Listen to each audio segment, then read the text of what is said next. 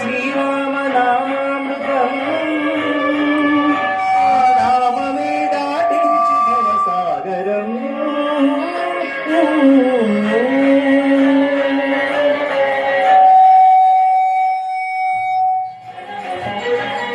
ఏ మూర్తి మూడు మూర్తులుగా వెలసిన మూర్తి, ఏ మూర్తి ఉజ్జగంబుల మూలమౌ మూర్తి, ఏ మూర్తి శక్తి చైతన్యమూర్తి,